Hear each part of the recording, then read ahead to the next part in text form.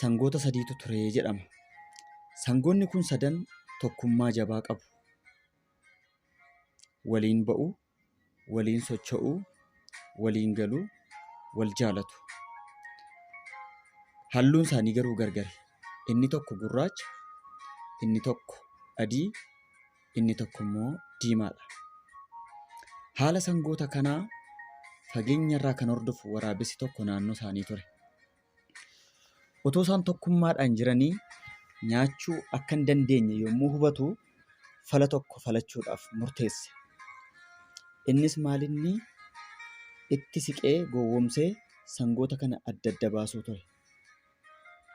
Egaan sangoota gurraachaa fi diimaa bira deemee ilaa sangaan inni adiin kuni halluun isaa adii waan ta'eef fageenya irraa argamee diina isinitti waamee isin ficcisiisuu waan danda'uufi hamma sangaa isa adii kana ofirraa fageessitanitti boqonnaa hin qabdan yookiin immoo nagaadhaan jiraachuu hin dandeessanii jedhee itti hime.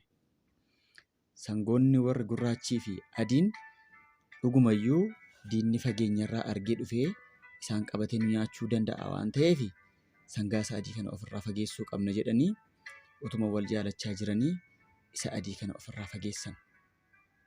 Sana booda waraabessi sangaa isa adii sana qofaatti argatee nyaate. Yeroo muraasa booddee achas deebi'ee sangaa isa gurraacha ofitti waame. Ati halluun kee gurraacha waan ta'eef bineensi yookiin immoo diinni fageenya irra dhaabbatee si arguu hin danda'u. Garuu sangaan inni diimaan kun waan argamuuf